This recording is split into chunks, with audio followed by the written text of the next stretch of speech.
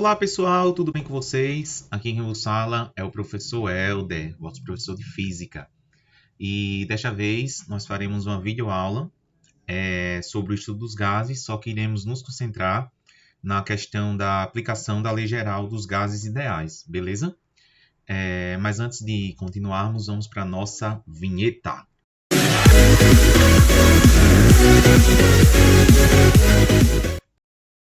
Pois bem, o que é a Lei Geral dos Gases Ideais, né? Ou dos gases perfeitos?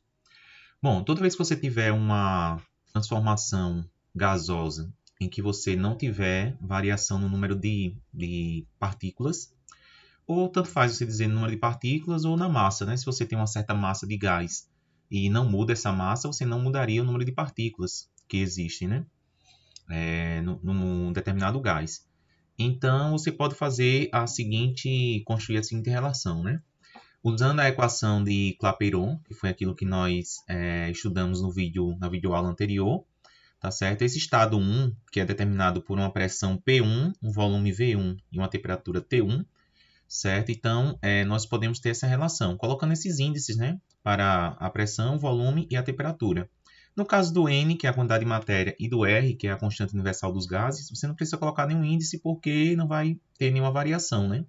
Então, você pode simplesmente pegar esse termo aqui, ó, T1 que está aqui, e passar ele dividindo para essa parte aqui embaixo. Então, você teria P1, V1 sobre T1 igual a N vezes R. Isso aí nós vamos chamar de equação 1, beleza? Suponha que esse gás sofra alguma transformação gasosa, certo? De maneira que ele vá para um outro estado, que a gente chama de P2, volume V2 e temperatura T2. Suponha que todas essas quantidades variaram, né? Houve uma variação. Então, o que acontece? Você vai ter aqui que a pressão P2 vezes V2 igual a nRT2. Aqui nós vamos fazer o mesmo procedimento. Pegar esse T2 aqui e passar ele para o denominador do primeiro membro. Então, o que é que você vai ter com isso? Você vai ter P2V2 sobre T2 igual a N vezes R. Você pode perceber que tanto na equação 1 quanto na equação 2, o termo que aparece aqui à direita é um termo igual, né? N vezes R. Por isso que aqui no início a gente citou a questão de uma transformação gasosa sem haver uma variação de massa. Porque se a massa não varia, então não varia também a quantidade de matéria, né? Porque lembra que a quantidade de matéria N é a massa em gramas dividido pela massa molar, tá certo? Então, se a massa permanece a mesma, então a quantidade de matéria também vai permanecer a mesma, né? E como R é uma constante que não muda, então você nota que tanto na equação 1 quanto na equação 2, esse termo N vezes R é igual, né? Então você pode simplesmente igualar as duas equações, de maneira que você tem 1V1 sobre T1 é igual a P2V2 sobre T2, beleza? Então, essa aqui é chamada Lei Geral dos Gases Ideais ou dos gases perfeitos, né? Então, o que significa que em uma transformação gasosa qualquer, se você tem ao menos duas variáveis de estado variando, ou P e V, ou P e T, ou V e T, tanto faz, então essa variação ou essa transformação gasosa vai ser governada por essa equação, que é a Lei Geral dos Gases Ideais. Beleza? Bom, antes de continuar, eu vou mostrar para vocês, certo, com mais detalhe, o que seria uma transformação gasosa, para ficar assim mais tranquilo para vocês, né? Deixa eu pegar aqui, ó. Deixa eu pegar aqui rapidinho. Aqui, ó, você tem a simulação de um gás, de como funciona um gás, né? Dentro do recipiente. Esse recipiente aqui você pode mexer no volume dele, né? Aumentar o volume até um certo ponto, né? Aqui não aumenta mais, né? E diminuir até um certo volume, né? Então, suponha que você tem esse volume inicial aqui e você insira um gás aqui dentro desse recipiente. Então, você vai perceber que quando esse gás está confinado nesse recipiente, ele tem uma certa temperatura, que nesse caso aqui é 300 Kelvin, e tem uma pressão que é de 15 ou 16 atm, né? Ele fica contando aqui a quantidade de colisões que tem das partículas com o recipiente, né? Tem até um contador aqui de colisões, ó. Você pode até, quando você clicar aqui, ele conta a quantidade de colisões que existem, tá? Mas nesse caso aqui não vai ser necessário não, né? O que eu quero mostrar para vocês é o que seria uma transformação gasosa nesse caso. Se você, por exemplo, aumentar o volume desse recipiente, você sabe que o aumento do volume vai diminuir a pressão, né? Por quê? Se você aumenta o volume, você vai ter um espaço maior para as partículas estarem ali dentro daquele recipiente, certo? E você diminui a quantidade de colisões que essas partículas exercem com as paredes do recipiente, já que, olhando para a teoria cinética dos gases, a gente sabe que a pressão, que é uma grandeza macroscópica, ela é entendida microscopicamente como sendo o número de colisões que essas partículas têm com as paredes do recipiente, né?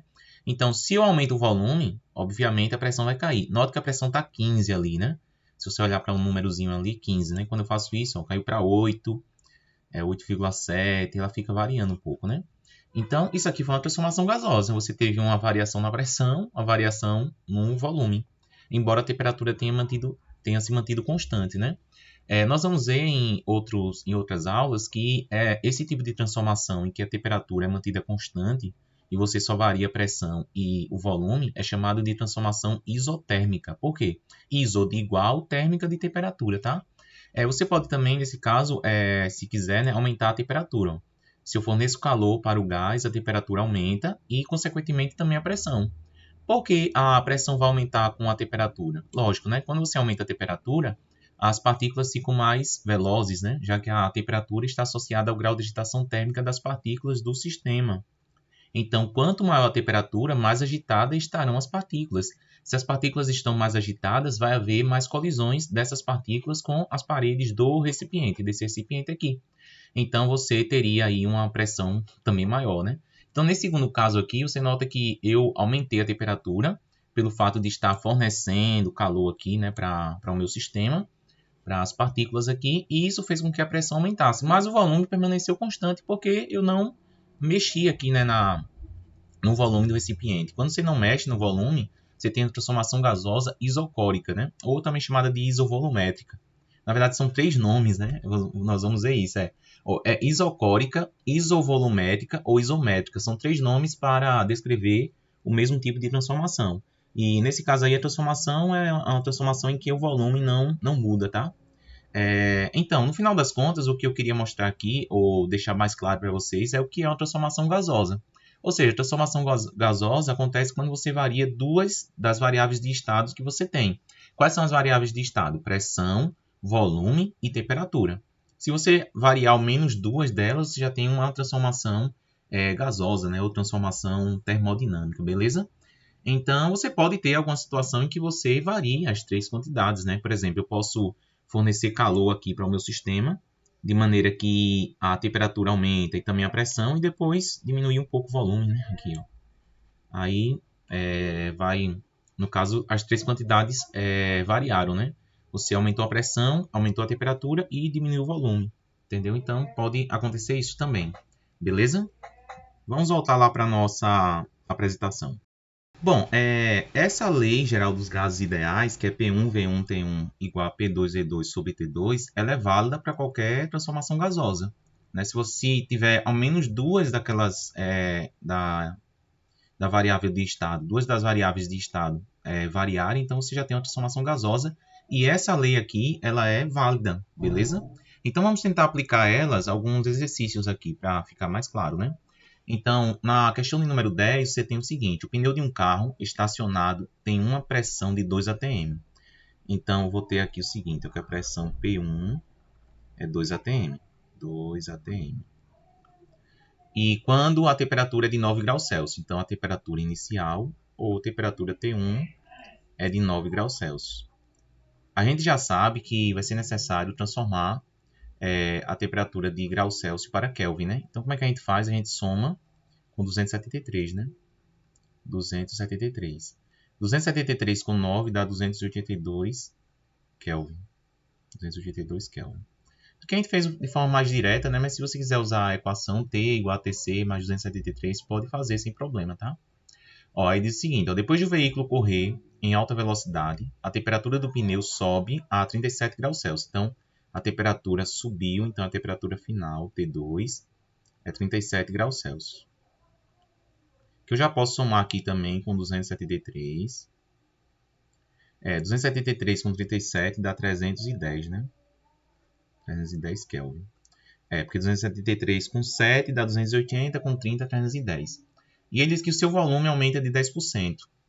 O volume, V2, aumenta 10%. Então, se ele aumenta 10%, significa que o volume inicial que ele tinha, né, que tinha antes, que eu posso chamar de V1, sei lá, eu posso chamar de V1 ou V0, ou simplesmente V.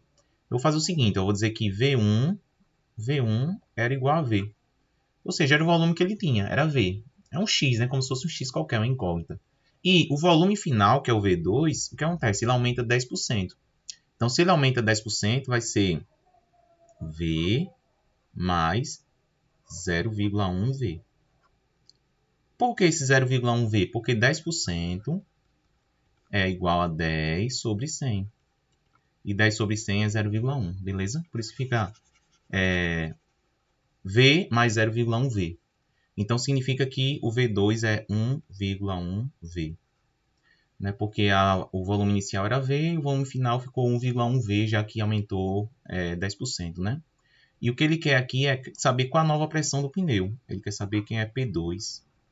Qual a nova pressão do pneu? Note que essa situação aqui é uma situação até corriqueira. Né? Você tem isso aí no seu dia a dia. Quando você coloca um veículo para correr em alta velocidade, a temperatura do pneu sobe, né? Porque o gás que está ali dentro começa a se mover, né? De certa forma, e acaba aumentando a temperatura, né? Até por causa do atrito com o solo, tudo. Então, de certa forma, você tem ali um aumento de temperatura, tá?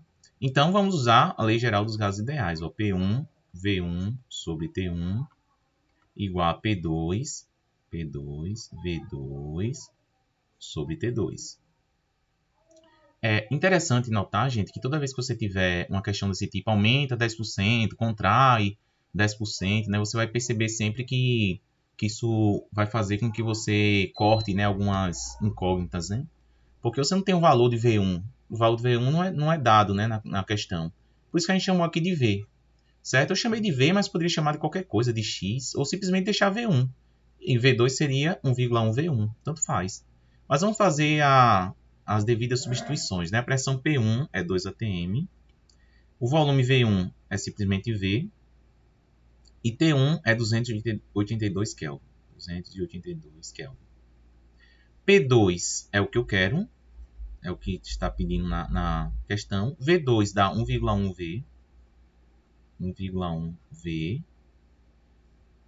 E T2 seria a temperatura final, que é 310 Kelvin. Pronto, aí você nota aqui que acontece justamente o que eu falei. Ó. Eu vou colocar outra cor aqui, ó, o V, corta com V aqui. Você corta simplesmente porque aumentou 10%, né? Eu vou continuar a fazer com a cor preta. Não, ela tá vermelha mesmo. Opa, eita. Peraí, deixa eu mudar a cor aqui. Cadê aqui? Vou botar o vermelho mais escuro. Enfim, eu posso fazer agora meio pelos extremos para poder fazer os devidos cálculos, né? Você nota que ali do outro lado você tem 1,2 vezes 1,1 vezes P2, eu posso multiplicar por 282, aí vai ficar 282 vezes 1,1. Fazer aqui na calculadora, você tem 310,2 P2. E do outro lado tu tem 310 vezes 2, que dá 620. 620. Ou seja, P2 é igual a 620 dividido por 310,2. Você nota que 310 é a metade, né, de 620, né? Então isso aí vai dar basicamente 2, né? Deixa eu fazer aqui na calculadora, mas dá basicamente 2. Ó. 620 dividido por 310,2. Dá 1,998, que gente, aproximadamente aqui, ó, 2 atm. 2 atm. A pressão P2 é 2 atm. Ou seja, dá 1,998, né? Então, você arredonda na segunda casa decimal, a pressão acaba sendo 2 atm, tá? Então, é isso aí. Próxima questão. Questão 11. Vamos colocar aqui os valores, né? Um gás ideal ocupa um volume de 40 litros. Então, o volume V1 é 40 litros. a temperatura é de 400 Kelvin. Então, a temperatura T1 é 400 Kelvin. 400 Kelvin. Sob pressão de 1,5 atm. Então, a pressão P1 é 1,5 atm. 1,5 atm. Aumentando-se a pressão para 2 atm. Então, a pressão final P2, 2 atm. 2 atm. Qual será o novo volume? Então, ele quer saber o volume V2. Qual será o volume V2? Só que essa questão aqui tá... Você não foi dado a temperatura final, né, gente? Então, não foi dada a temperatura final. Eu acho que eu não escrevi totalmente essa questão. Eu vou deixar ela assim mesmo e depois eu mando aí a questão consertada, né? Faltou algum valor aí, mas sem problema. A outra questão aqui, eu acredito que esteja totalmente correta. Vamos para ela. A que temperatura se deveria elevar certa quantidade de um gás ideal, inicialmente a 300 Kelvin, para que tanto a pressão quanto o volume dupliquem? Então, essa aqui está tudo bem, né? A temperatura T1 ó, é igual a 300 Kelvin. Aqui está tudo ok. Aí, a pressão, ele quer que a pressão final P2 seja 2 vezes a pressão inicial. E ele quer que o volume final seja 2 vezes o volume inicial. 2 vezes o volume inicial, né? Então, ele quer saber, né, a que temperatura se deveria elevar essa quantidade de gás, né? Então, a temperatura que ele quer saber é a temperatura final, T2. Então, aqui você vai usar a lei geral dos gases ideais, P1V1 sobre T1, igual a P2, V2 sobre T2. Opa, T2. Então, P1, você repete P1, já que são incógnitas, né? P1V1, T1 é 300, P2 vai ser 2P1 e V2 vai ser 2V1.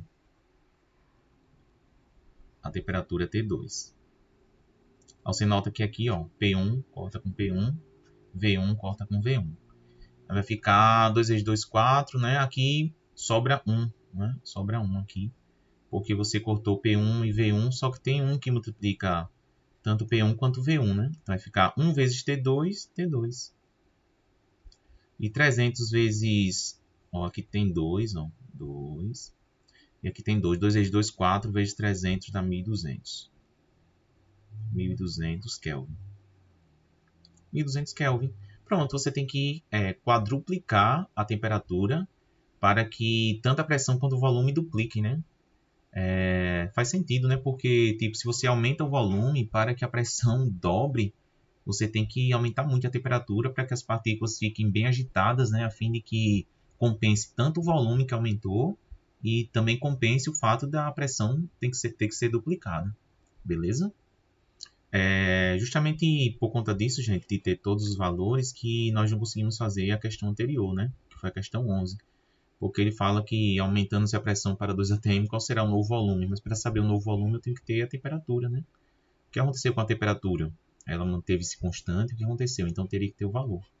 Não sei, na hora de digitar, eu acho que faltou alguma coisa aqui. Mas enfim, vamos fazer as outras questões. Ó, a questão 13 eu vou deixar para vocês fazerem, certo? A questão 14 também vou deixar como exercício.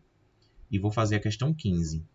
Eu achei bem legal a questão 15, porque assim a forma que ela menciona, né, os valores é um pouco diferente, né? Aí, como ela é um pouco mais complicada, eu resolvi deixar ela para fazer agora, tá? Então vamos lá. Eu vou usar outra cor agora. Eu vou usar um preto mesmo. Acho que fica melhor de ver do que o vermelho, né? Ó, um recipiente de volume 12 litros contém determinada massa gasosa submetida a 5 atm e sob a temperatura de 300 Kelvin. Então, 12 litros é o volume V1. 12 litros. 12 litros. A massa gasosa é submetida a 5 atm, então a pressão P1 é 5 atm. E a temperatura T1 é 300 Kelvin. 300 Kelvin. Então, é dito o seguinte, né? Ao se aumentar a pressão em 1 atm, aí por isso que eu falei, né? Que é um pouco diferente a questão. Ele está dizendo, aumentar a pressão em 1 atm. Então, a pressão P2, qual era a pressão que ele tinha antes? 5. Aumentou 1, então fica 6. 6 atm. Ao se aumentar a pressão em 1 atm, há a contração de 1 litro no volume. Então, o volume, se há uma contração, ele diminui, né? Eram 12 litros, então agora fica 11 litros.